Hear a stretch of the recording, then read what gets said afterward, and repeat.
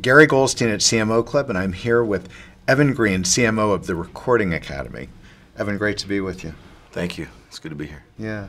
So lots to talk about. Now, you are on the eve. You have the Grammys upcoming momentarily. Well, we're in October, which means we are full speed ahead towards Grammy prep.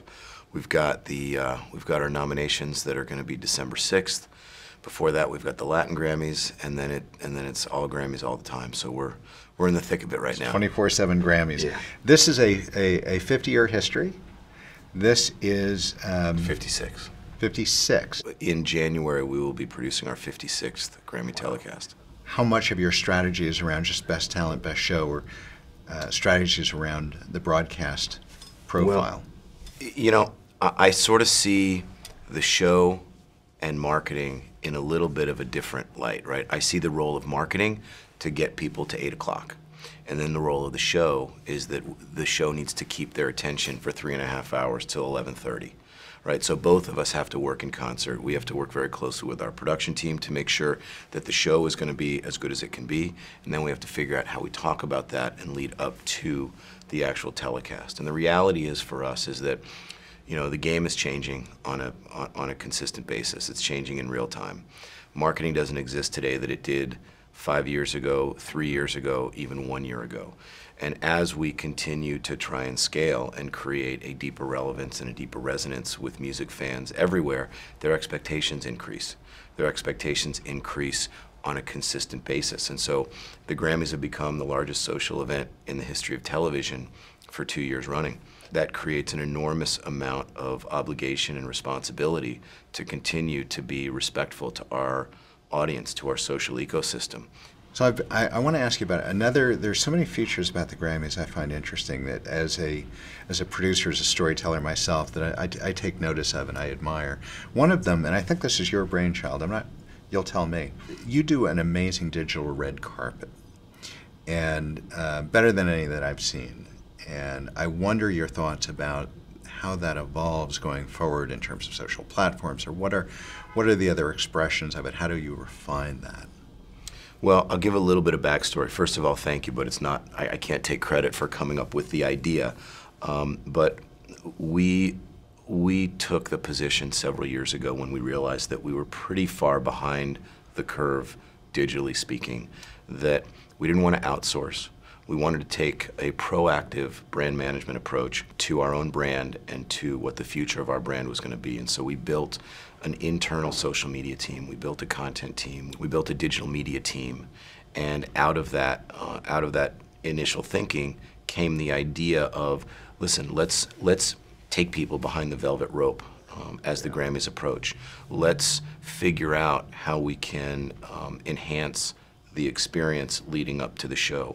How do we drive a deeper engagement? How do we create something that is surprising to people that they wouldn't normally have access to?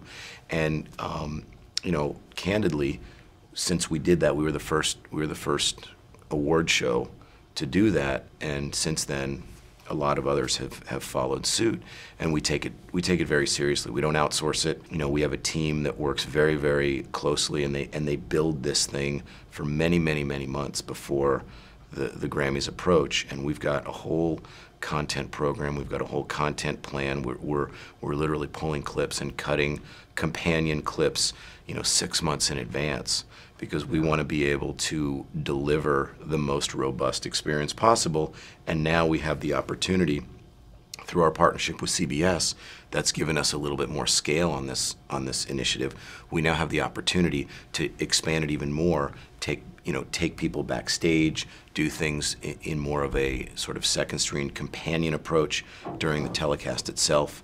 So not only do we want to translate the excitement of the buildup towards Grammy Sunday, but we want to give people sort of insider access. We want to give people a bird's eye view that they normally wouldn't have access to.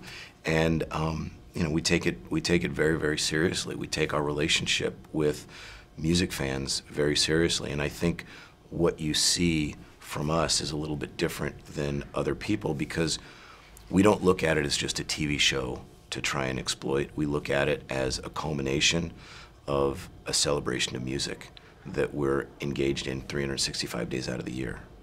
What is one or more pieces of wisdom or golden nuggets that you would share with some of your contemporaries who can't be here? Well, I would say two things, right?